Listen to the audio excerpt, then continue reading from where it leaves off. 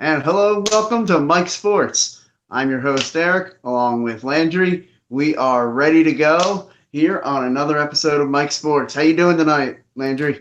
What's going on, buddy? Not too much, man. Just another day in the life. And I know, and today's a crazy day. We got right? we got NBA to talk about at the top of the hour. Yeah, who'd have thunk it right here? Me and you talking NBA. I mean, this Yeah, doesn't happen. Usually there's like a week and a half, like in June that we talk about the NBA because right. the NBA finals.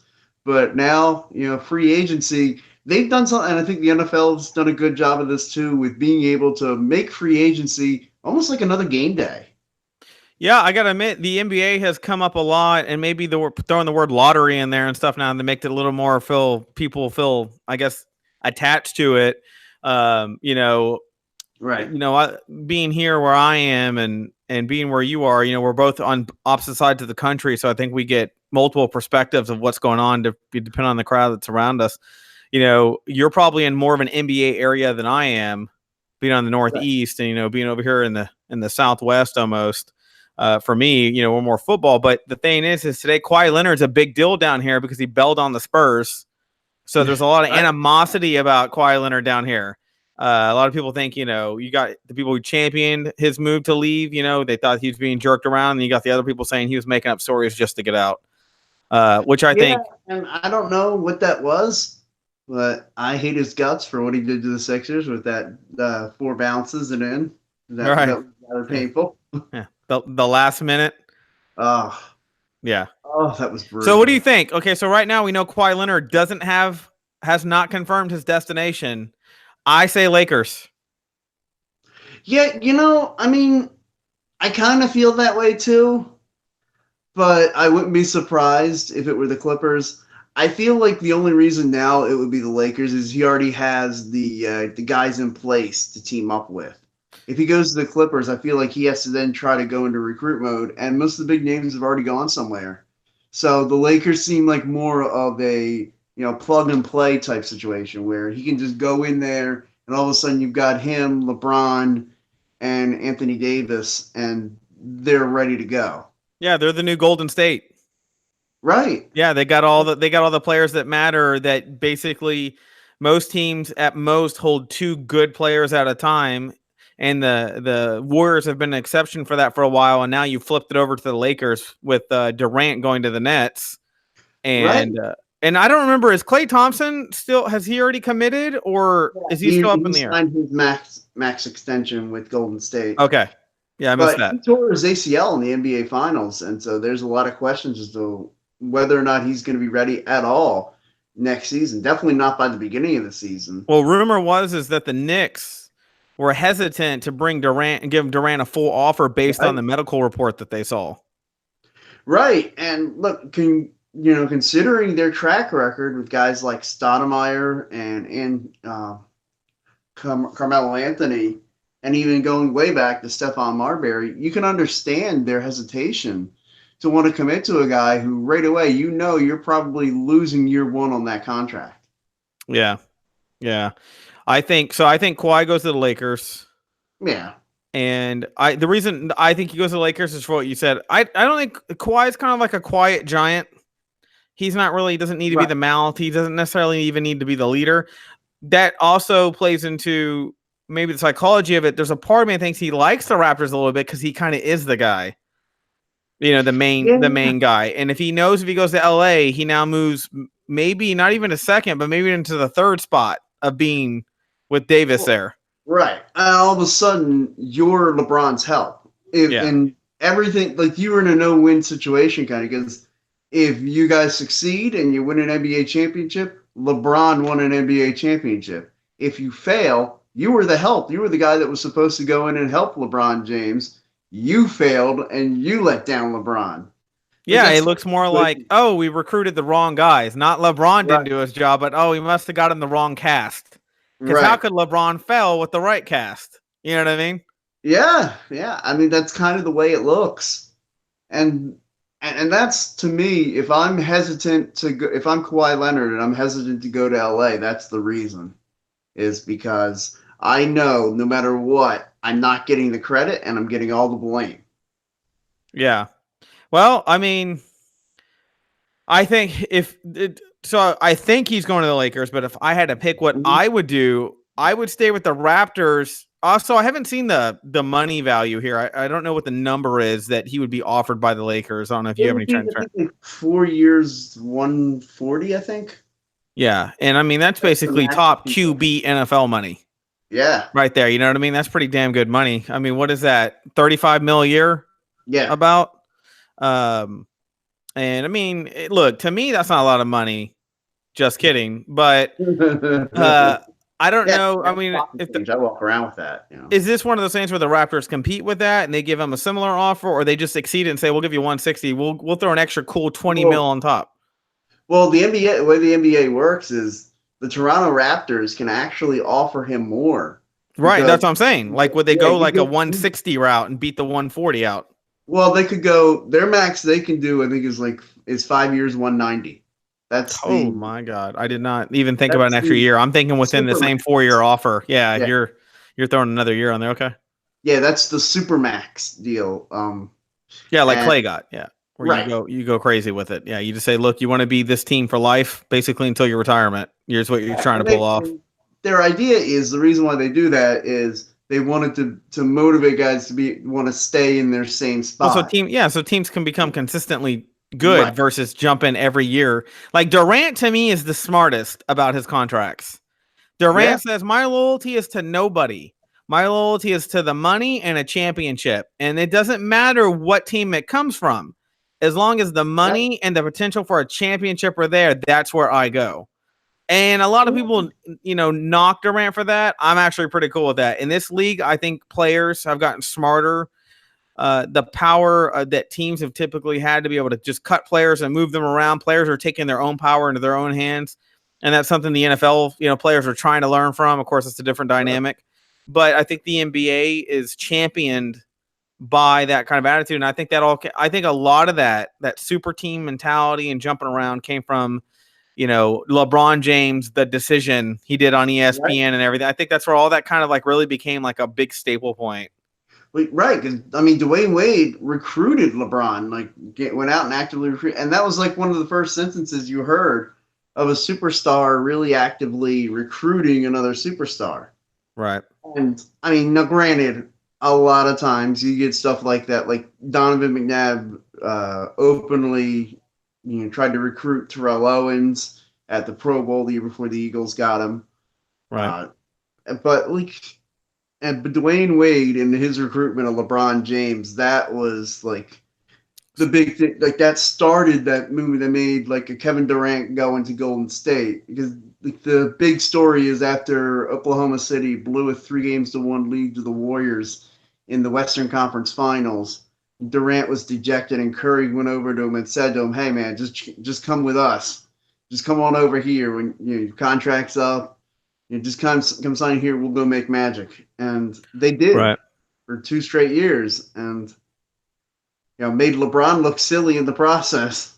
Well, is it safe to say at this point that we think if Kawhi Leonard goes to the Lakers, that's it? The Lakers are winning the championship pretty much for a couple of years in the next couple. I mean, they're winning a couple of championships in the next 5 years. Yeah, I really think that means, they would become the odds-on favorite. Yeah, to me, like I said, they become the Golden State. Basically, just jump to another team. They become the Golden State Nugget. And basically, every once in a while, you're going to have like your LeBron, where the Cavs challenged him one year, and then obviously you had Toronto challenge him. But overall, they're still going to win 3 out of 5, kind of thing. Right. Yeah.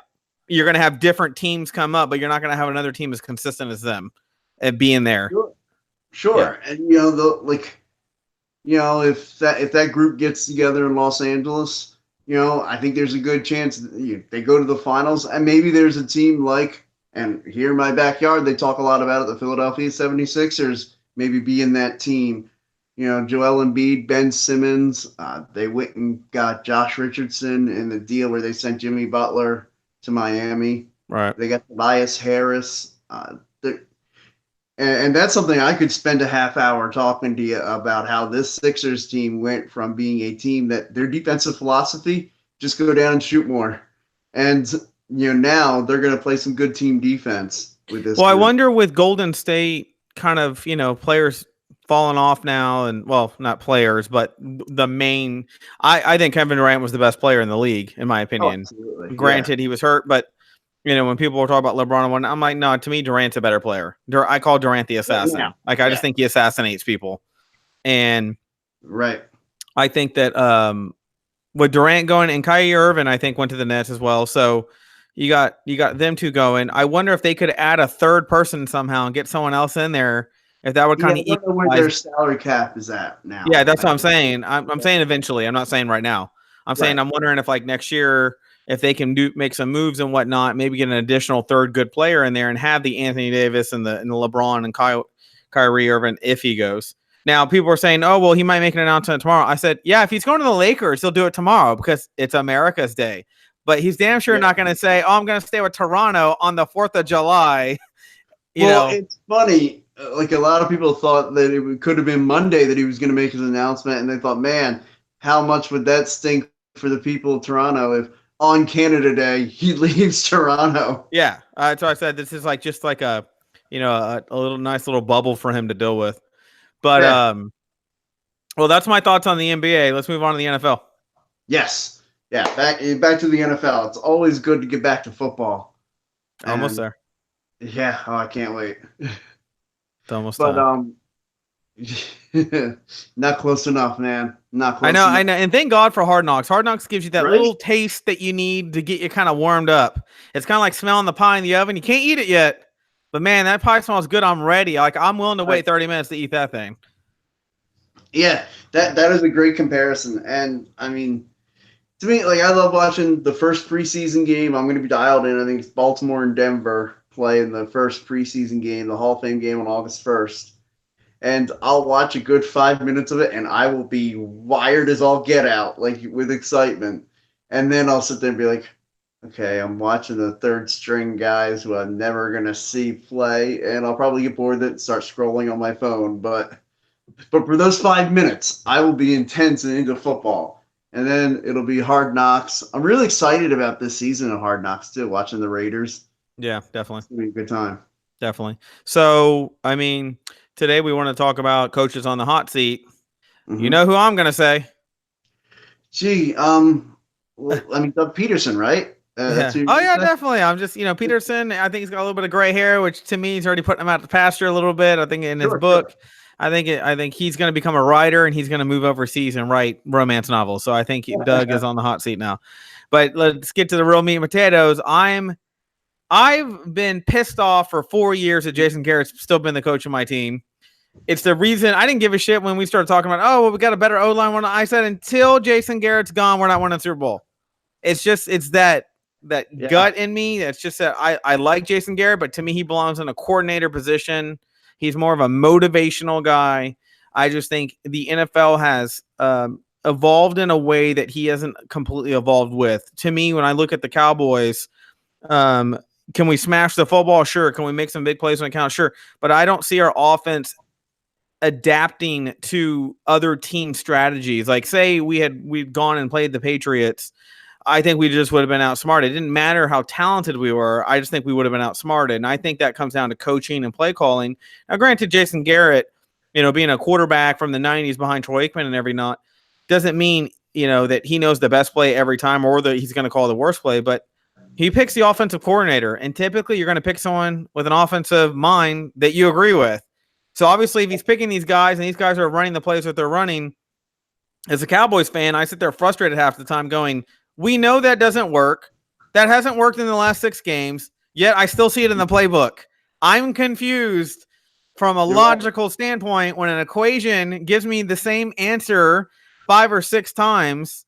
It doesn't matter if a team is caught off guard if we can't personally execute the damn play. So at some point, I started going to the head coach, and I started going, I think our head coach is just not bringing in the kind of people that I think are making the changes to take the talent that the Cowboys do have and take, like I said, last year we should have beat the Rams. To me, the Cowboys should have beat the Rams. They had the talent to do it. To me, they got out-coached on play calling. We were getting gutted up the middle by the Jerome Bettis wannabe, and we weren't adapting anything on the line to stop that, and it was completely stoppable. But yet we kept playing some nickel back defense, and I'm like, how about you crowd the line, force them to throw, put the pressure on Jared Goff, and let our DBs do their job. Instead, we decide, you know what? Let's go bowling, and let's open up the lane so this big ass bowling ball dude can come rolling through. And the good news is I'm not, bitter or anything. Yeah, that's what I've gathered from this is you've definitely moved on from that game. Definitely. I swear to God, I don't have a Saints tattoo on me or anything. But hey, look, you gotta be like me in this case. How I let losses go. I don't hold grudges on them. I don't, berate officials on air on shows and tell them that they're worthless and they should perhaps step in front of a large moving vehicle. Well, zebras, sometimes they look better in stripes than they do when they talk. Yeah. Yeah. And so, I don't even think we even cover that. Officiating rules changing for this year. We're going to get to that in our next, and we'll cover that in our next segment. Next week. But overall, how do you feel last year, besides the big call with the Saints and whatnot? Overall, you feel like officiating was pretty good? It's funny. During the regular season, there were a lot of instances where I would have picked out the referees and said that they did very poor jobs. And not just in Eagles games, but overall, I would have graded them in the regular season very poor. Okay. But in the playoffs, with the exception of the one glaring play, the missed pass interference call, I would give the officials a very solid grade. I thought they did a good job. And I think this is 2 playoffs in a row that they really have done a good job of sitting back and letting the players decide it. Call the things that need to be called, but otherwise just let guys go. Right. And I say this from a point of view, getting back into our coaches on the hot seat. Do you think some of these bad calls during these games, do you think when coaches are evaluated, do you think team owners and general managers think into like, well, we would have had that game, but man, there was a bad call and that cost us. That may have been the one that, derailed the morale and messed us up. Or do you think when GMs and owners look at letting coaches go or hiring coaches, past performances and whatnot, do you think they take a second to think about officiating costing coaches games? Honestly, no, I don't. I think that they just look at it and say, we didn't win and we needed to win. Right. And at the end of the day, it's a result-oriented league. Yeah. So you're either winning or you're not. And I don't argue that, because even though I'll be the same guy standing up here talking about how I still thought that was the Eagles football in that Eagles-Cowboys game. And nobody will change my mind. But ultimately, there's a lot of static coming from your side just during that one sentence, though. I don't know why. Are we pulling the old school 1980s bad guy wrestling announcer who? Yeah, like the VHS, like the tracking meter started moving. You got blurry and fuzzy real quick. But ultimately, the Eagles lost that football game. And if you were looking at it and saying, like, if Doug Peterson hypothetically were on the hot seat, which I don't think there's any way that you put him on the hot seat 1 year removed from a Super Bowl, I wouldn't say, oh, it's okay that you lost that game because there was a bad referee call. No, you still lost the game. Yeah, and we've talked about this before. The NFL is a lot less forgiving than college, obviously. Right. In the NFL, on average, a coach gets 3 years. You get 3 years to get it done or you're out. Unless, you are redheaded and know the owner of a team, then you hang around for a long time when you have 8-8 records. But I'm not bitter. So I'm talking about coaches in general. Not bitter. Yeah, and it's important that I'm not bitter. I mean, psychology, I life coach people and I help people out with, everyday problems, but I also tell them, hey, when it comes to football, all psychology is off. But right. I mean, that's when it's like, look, this is like your psychology, your well-being, your life. That's one thing. This is important. I'm like, the word fan is fanatic. So that means irrational. So we're not rational when we get into football. And believe me, 8 Sundays a year, I am surrounded with some pretty irrational people.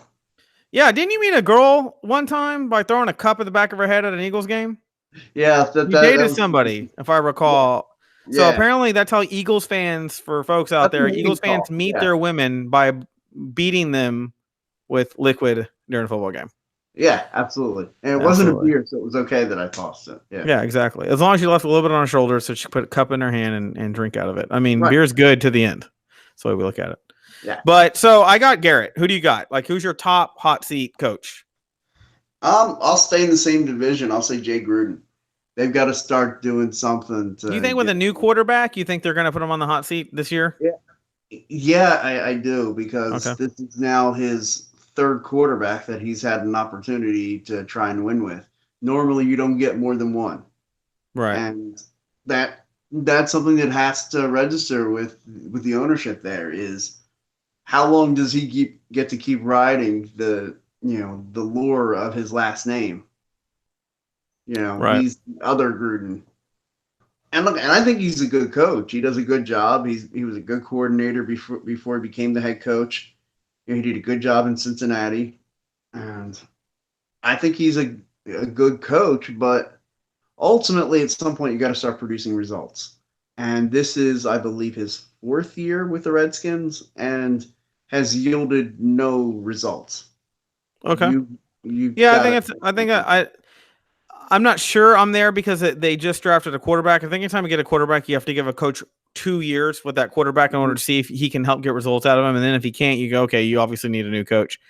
And obviously it depends on the quality of the quarterback, whether the coach is tied to the Sure. lack of success of the quarterback. Uh, I'm going to go with my next one being Doug Marrone of the Jacksonville Jaguars. I just think the Jaguars seems like they're investing. Tom Coughlin being the main dude there kind of now. And he's kind of hard nosed. I mean, if you watched him, the way he handles the Giants and whatnot, the way he handled being fired by the Giants, he was pretty pissed off. I mean, he's just a hard nosed guy like that. And I think he feels like the Jaguars are onto something, Coughlin. And I think he's going to feel like if they're not getting over the top a little bit here, I think he's going to put that on Doug Marrone going forward. Sure.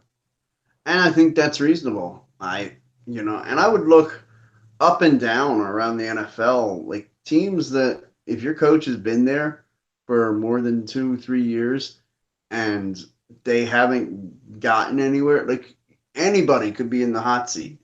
Like the Right. Arizona Cardinals pulled the plug on their head coach after one season, and pulled the plug on their quarterback, which I think I think is ultimately going to be a mistake. I think Josh Rosen. I don't know if Josh Rosen's good or not, but they don't know yet either. And Yeah. I think Well, it's like going back to the Redskins. I think the yeah, Redskins have a very similar problem. They got a new quarterback. You don't know if this guy's going to be any good. And oftentimes, being a head coach and you get a new quarterback, it's like it lengthens your time to be successful by getting a new quarterback. And right. I don't know And why that I is was because you going to think it say would be with the opposite, but it's not. right. I was going to put the caveat out there.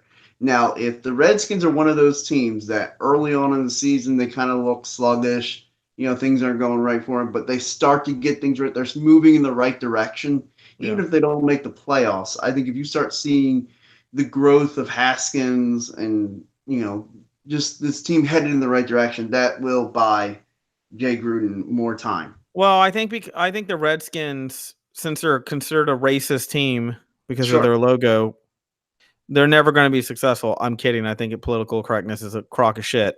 But what I will say is, I think the Redskins. I personally don't think Jay Gruden is the right coach for the Redskins. Mm-hmm. I don't know what it is. He just seems like a passive style guy to me. And I think the Redskins need like a reshaping, but that may have a lot to do with Dan Snyder being the owner. He won't let a guy like that in the door shape them up, like a Bill Parcells or a Tom Coughlin.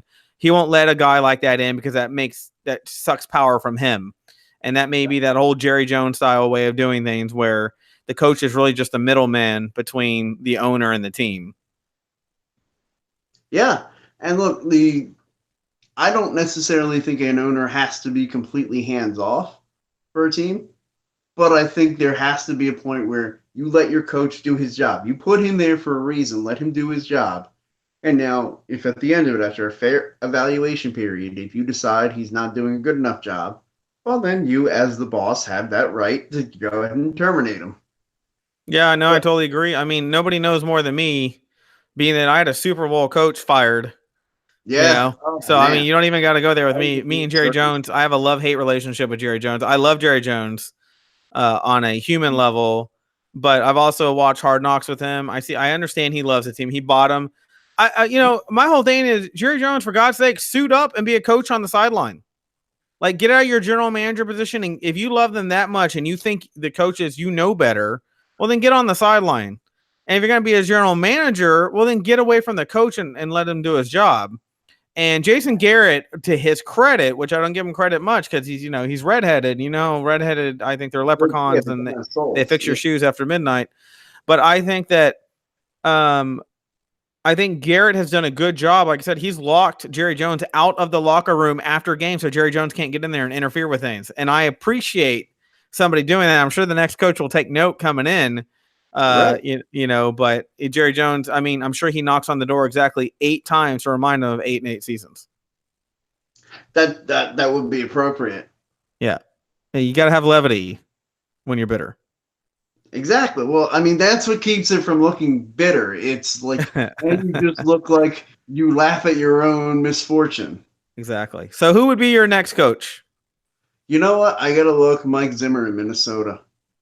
That's a really? Team. Okay. They were in the NFC title game 2 years ago, and then this past year lost a game at home against a team with nothing to play for. They already knew where they were going. They already knew they were in the playoffs. They were division champions. All they had to do, the Minnesota Vikings, win a home game, and you're in the playoffs. And yeah, as a friend of mine pointed out, man, there's not a surer bet out there than betting against Kirk Cousins in a big game. Yeah, and I told you, to me, the Vikings broke. A lot of people, because when they had Case Keenum, they got a little magic going on. I disagree. I think psychologically, the Vikings broke when they lost. They lost in Seattle in that icy game. Where the wind was crazy and that field goals were being missed and whatnot. I think that took all their momentum out of them. And I don't think they ever psychologically recovered from that season because they were on top of things. They had the caliber, coaching was going right, playing was going right. Even though they made it back and, they had that crazy game against the Saints or whatnot, I feel like a lot of that was luck. I feel like that season against the Seahawks, they were sound and they were solid and they were firing on all cylinders. There was no luck. They were actually just winning because of who they were. Right. Yeah, Teddy Bridgewater, this was pre-injury. Teddy Bridgewater looked good, and he looked like he was going to be the face of their franchise. And he has a horrific knee injury. The Eagles fleece him with getting a first and a fourth for Sam Bradford. And that Vikings team has just not been the same since. But, yeah, I would say Mike Zimmer, you were in the NFC title game, 2 seasons ago, last season, you failed to make the playoffs. If they take another step back this year, I think it's time for Minnesota ownership to look at that and say, we need to change direction. Yeah, my next pick would be Dan Quinn, and I don't really have a lot to say about it other than I just think they never recovered from that Super Bowl loss, and I think a lot of that has to do – I think they need a new voice, a new morale. I'm sure he's tried to pump them up, and I'm sure he's kind of like, we're as good as we've ever been and whatnot. But I think it's just one of those, you don't do it because the coach isn't coaching well. You do it because you just need something different, not to think about that anymore. Yeah, absolutely. Sometimes it's just as simple as you just need a different voice. It's just face value. The face value needs to change so morale can just be different. Yeah, I definitely agree with that. If I'm going to move on to another team, let's just see. I mean, the easy answer is to always say the Jets. They're always the candidates. How about Ron Rivera? Yeah. I mean, Carolina's got to look at it, too. If they have another stale season, they made it to Super Bowl 50, and then, have they been back to the playoffs since then? Yeah, I think they got in the first round since then, but they lost in the first round. That's been a team that, in my mind, they've had a Super Bowl hangover for 3 years. Yeah, what bothers me about them is in my opinion, Ron Rivera. Like, I like Cam Newton. I think he's physically talented, but his attitude to me just isn't the type of quarterback I would want. He's got that, in the Super Bowl when he wouldn't try to get the ball. People were like, he didn't even try to get that fumble. And, he's just got this way about him where it's like he's constantly throwing an infant tantrum inside his body. And I'm like, I love his talent. I just don't feel like he's had the right pressure to be a better quarterback, I guess is the best way I can put it. from a leadership standpoint. I feel like he's a quarterback. I feel like he's talented. I feel like he can get the job done, but I don't feel like he's next level and I think it's because of his internal infancy that I think he consistently has moments that he can't help himself. Huh? I like the use of the big words there, internal infancy. Yeah, it's like he's an infant forever inside. And I think if you watch him, and this is the psychology in me, but if I just watch his, my degree was in cognitive behavior. Why do people do what they do? What drives it? What happens in the brain? And when I look at him, his behaviors to me are someone that just should be a second string quarterback. Yeah, I think the big thing is Ron Rivera needs to find a way to push him. Yeah. Like, he needs to be pushed. He needs to be told. Like, somebody needs to go to him and say, look, dude, like, honestly, you ain't next level. You have next level talent, but you're not playing next level. Yeah. And if you can have all the talent in the world, but go ask Ryan Leaf, go ask Jeff George how having all the talent in the world works out for you when you refuse to grow up. Jeff George. Now that's somebody who could ride a skateboard with a backwards hat. Now, so we got Ron Rivera. I'm going to go on a limb. A lot of people think I'm probably crazy, but I think Kyle Shanahan. Okay. And the reason I think that is, he made a big move. He went and got Garoppolo. 2 years later, he's standing, he seems less stable than when he started, I guess. He's got a 5-22 record around the end of the 2017 season. I just think when Garoppolo went down, he didn't have a plan to win. And I'm kind of like, it's like when Romo went down, that the Cowboys just went to total crap. To me, another sign of coaching. I mean, if you can't win at least 1 to 2 games when your main quarterback's out, I understand you're probably not going to have a winning season, but I mean, for God's sakes, you're planning your defense, and the majority of your team should still be able to pull off a couple of wins somewhere in that 7-game stretch. And I mean, they went flat. And I'm like, so if you're telling me everything is about Garoppolo, I'm like, well, then you're never going to win anyways. And I completely agree with you. It almost felt like Kyle Shanahan, and he was a name I was thinking about saying, it's like he's getting the, if we're going to go back to basketball for a second, like the Brett Brown treatment. For his first couple of years in Philadelphia, he just, he didn't win at all. But it was an understood, this is part of a process where the team tanked in order to get better draft picks. And so it looks like his record is among the worst in NBA coaching history with as many games as he's coached. And I think Kyle Shanahan, it kind of looked like as soon as Garoppolo got hurt, it was like, okay, all expectations for this season are gone. We don't care. Just tank and we'll get a good play. In the NFL, it just shouldn't be that way. That's not the way. Like you said, you have to have a plan, and you have to be able to adjust on the fly. And it just looked like that they weren't ready to adjust because, okay, Kyle Shanahan got hurt. Well, starting quarterbacks go down all the time. How do you respond to that? Next on my list, or probably my final one, I'm going to go with Tom Coughlin. I'm going to go with Pittsburgh Steelers head coach. I'm going to say it that way since I couldn't get it out the other way. And I just think it's time probably for an attitude change, in general for the Steelers. Yeah, and I think it's a shame because I like Mike Tomlin. Mm-hmm. I think he's a good coach. But at some point, you lose Antonio Brown, you lose Le'Veon Bell, and really, you kind of lost that locker room a lot. See, a lot of people go to that, but see, I don't really care that they lost. And I think we talked about it in our first segment. I'm okay from a psychological standpoint. I think the locker room improved by letting those players go. You got some of that wild boar out of that locker room. Mm-hmm. I actually go back more to the coaching. Like when we had Porter and the Bengals game, right, going out there and acting a fool and whatnot. I think those people are a reflection of who you picked to be on your staff. And I think it just shows, I think that was an early indication that if you're not controlling your coaches, what's your locker room like? Yeah, and that's a good point. If a team is usually considered a reflection of their coach, right, and if their coach and their coaching staff is undisciplined and out of control, then a lot of times those players will be undisciplined. And Mike Tomlin doesn't come across as a guy who's undisciplined. But clearly, he just doesn't have a hold of that locker room the way we always thought he did.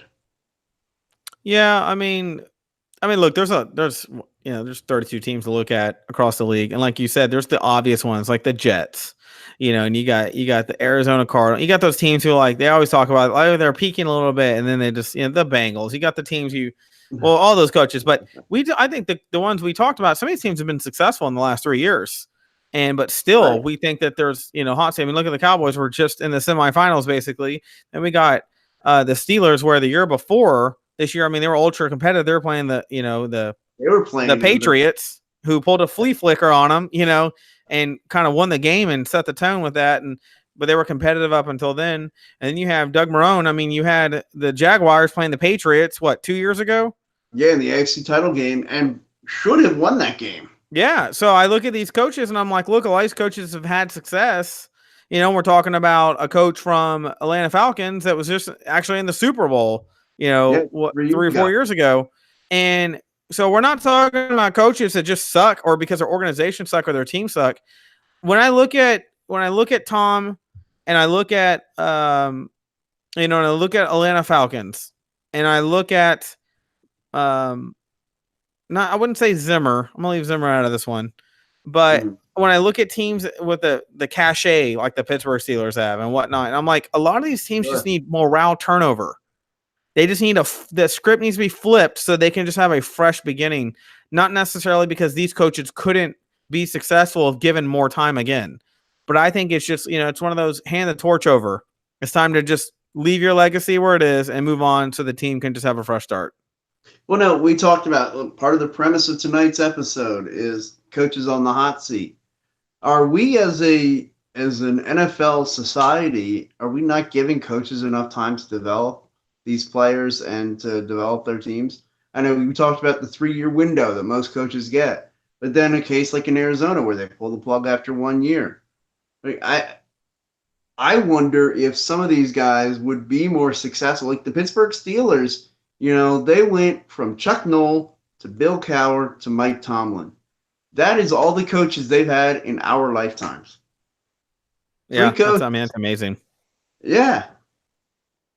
And they've been one of the most successful franchises in that time. Well, I think, what I think it is, what you're talking about, though? I think part of that is I think McVay and people like that have set this instant satisfaction tone. Yeah. Where you want these guys to come in, you want to immediately be competing for a Super Bowl. And if you're not, well, we must have picked the wrong guy. Where it used to be you come in like a Jimmy Johnson who went like 2-14, like in his first 2 years or whatever, and then won 3 Super Bowls or built a team that could win 3 Super Bowls, within a certain amount of time. And that took building and dealing his degree in psychology, dealing with players who had personalities who were out of bounds during that time in a lot of ways for how extravagant they were about things. And I think so. I agree. Like, I don't know what your opinion is on your own question, but I definitely think we are definitely not giving coaches enough time. Now, look, when you're a coach, you bring you in, it literally looks like no matter what's going to happen, whether I gave you 5 or 10 years, it's just not, you aren't a right fit for this team or the personnel isn't responding. Sure. But when we have the guys that come in and get a shot and they just don't get long enough to get going, or like the Buccaneers seem to be doing a lot of flip-flopping on who they're going with, and that's another coach I didn't even think about. Yeah, we didn't even name him. Yeah, but see, that's what I mean. There's a lot of coaches I think across the board that we looked at, but I think this year in particular, a lot of the caliber teams are questioning whether it's time to do a fresh start. I think is really what it's coming down to, Cowboys included. We got a lot of young talent with the coach who's been here with the previous talent. Is it time just to refresh that to align with the young and fresh view of the talent? And I think we're kind of running in. I think McVay set a tone. Now, I don't think Jerry Jones falls into the McVay pit. I don't think he cares about that instant young kid who knows everything like that. He's more of your traditionalist. I think he'll, like I said, the Sean Payton and whatnot is who he'll be more comfortable with, someone like that. But I think certainly there are teams out there that are McVay driven. I think like the Jets are about okay, we're going to go down there and take the Miami coach because we know he's good at offense. He'll make a change. But I mean, do we think the Jets are ever going to be really serious about winning the title? Or do we think they're going to plug the holes and go, maybe this year it'll work? We'll see. Nope, it didn't. Maybe this year we'll see. I think they have a very wait and see attitude. The Bengals, we didn't even mention them. They're a refresh going on right now. Who knows what they'll be in 3 years, but do we really think, because from an organizational standpoint, that they'll ever be competitive? The only team that's broken the mold and surprised me is the Browns. Yeah, and look, and that took a lot of effort. One time they all about the GM, in my opinion, made all the difference in that team. They joked around that when the Cleveland Cavaliers won the NBA title and they showed a shot of their parade, they said, "Oh, the Cleveland Browns decided to have a former quarterbacks convention," and so all the Cleveland former quarterbacks showed up. They call them the dumpster fire for quarterbacks. I mean, yeah. I don't know if you've ever seen how many quarterbacks they've gone through. I mean, it's got to be like 24 quarterbacks in the last 10 years now or something. Yeah. I mean, it's insane. It's. Well, did you happen to watch a few years ago when at the Combine, when if it was the year Carson Wentz and Jared Goff and Dak Prescott were all there, and the NFL Network was going to commercial at the Combine, but they hadn't gone to commercial yet. They hadn't cut off the mics yet. And I believe it was Mike Mayock said to, I think it was Charles Davis, and he said, "So which one of these guys is the next future former Browns quarterback?" Well, I mean, the Browns had that reputation for a long time. Like I said, I want the league I want every team to be competitive, even the teams I don't like. I'm more about a competitive league than I'm about my team just winning, because I want to be, as a fan, I want to be entertained. Yeah. I want games to come down to the wire. I want Hail Marys in overtime. I don't want freaking penalties and free throws, solving games. I don't want games going into overtime and there being no scoring. I'm very much against this reviewing pass interference. Oh yeah, no, I'm against it. I think it'll be short-lived. I don't think it's going to test well. I do like that about the NFL, that when something's not working, even mid-season, they'll just remove it. It's out. Yeah, I like that. I think that's, if it's obviously not working, just yank it. Why let people get used to it if you're going to pull at the end of the year? Why not cut it sooner so refs? Because you can remember, when you're in the field and you get used to reading a rule book one way, your mentality works to look for that. You got to retrain your brain as a ref to not seek those patterns anymore. And that psychologically for those guys, although it's their job so they can do it, but it's like being dyslexic and having to, every time you write down a number, making sure it's not backwards. You have to do 2 seconds. Yeah. Whereas other people have to sit there and they can do one thought. Someone who might have dyslexic or a ref who's having 9 rule changes, they have to second look at everything twice in their head. They're doing a double thought, so they're not as keen and as sharp as they should be on the field. But I think that's obviously a long conversation. We'll get into refs in another segment, but close us out. That'll definitely be a fun episode. A lot of controversy when it comes to the zebras, that's for sure. But I want to thank everybody for watching tonight, tuning in here on YouTube. It's always a lot of fun. I love talking sports with you, Landry. We actually dipped into a little NBA talk, which is unlike us. Yeah, definitely. But they definitely, I think, done a good job with how they set up their free agency. The NBA is taken a lot of strides over the last few years. Yeah, I definitely think the NBA is definitely strengthening its brand. I would say, and they have a strategy, I think, for the future. Like I said, empowering players and things like that. And there's things about that I'm not a fan of, and there are things I am a fan of. But the fact that they're trying new things and trying to evolve, especially with the generation who's coming up and the way they look at things versus the way I looked at things in the 90s when I was watching the Cowboys at their age. They're looking for different things than me and you looked for at one time. So I think it's important that these leagues, obviously they're a business at the end of the day. So they're going to try to do that. But there are leagues like baseball that still are just too many games, a little too slow, Right. So, well, until next time. Yeah. All right, guys. Happy football, everybody. Have a great 4th of July. Yeah.